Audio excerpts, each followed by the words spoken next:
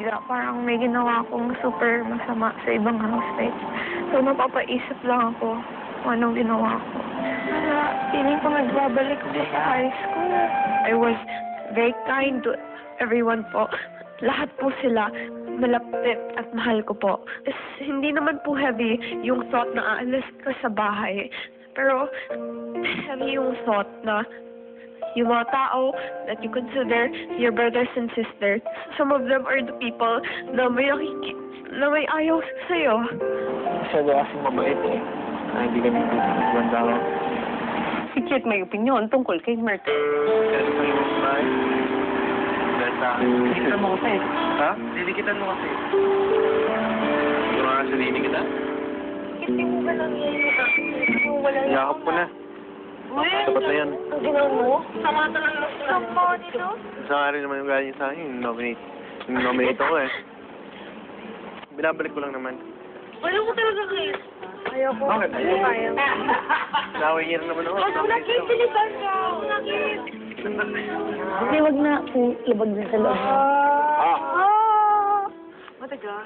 Ang boys, dinamayan si Myrtle. Alam ko iniisip mo na galit lahat ng tao na lahat ng ginagawa mong mali na nagmamagaling ka, ganyan. Pero na misinterpret lang nila yun. Oo. May gusto mo talaga kasing manalo.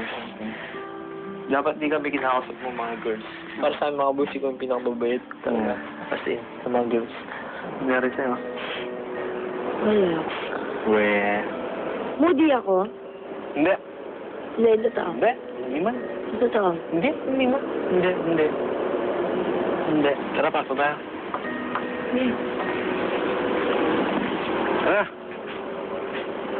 Sige lang. Parang gusto ko lang pumapagka sa akin po. Nahirapan ako, kuya. Na makasama po ulit. Sobrang laking hamon nito.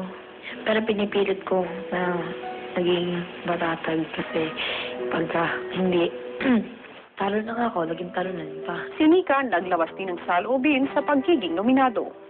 Inisip ko kung anong mangyayari sa Saturday. Saturday na ba? Hindi. Iniisip ko nga kung anong mangyayari.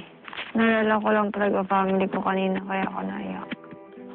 Basta pag napalabas talaga ako. Huwag naman yan! Hindi. Ito pa, pag napalabas ako, sana may opportunity ulit na may gagrab ko. Tsaka, kakain talaga ako ng braso de Mercedes, promise. Burger, pizza, fries, chicken, spaghetti, ice cream. Solve! Ang hirap bilhin na sabay-sabay. Lang? Sabay-sabay kasi talaga nung luluwas kami. Wala na talaga kaming pera. Nangutang na lang yung daddy ko. Batangas daw, pupunta ka dito, pamasahe, pagkain, tulog, damit, lahat, halos. Akala nila mayaman kami, ganyan, gawa nga ng ano. Yung mga damit ko halos, panghiram ko lang eh. Iilan lang dyan yung damit ko talaga. Tsaka, oh, grabe, first time ko makatulog sa air condition. First time? Susunod!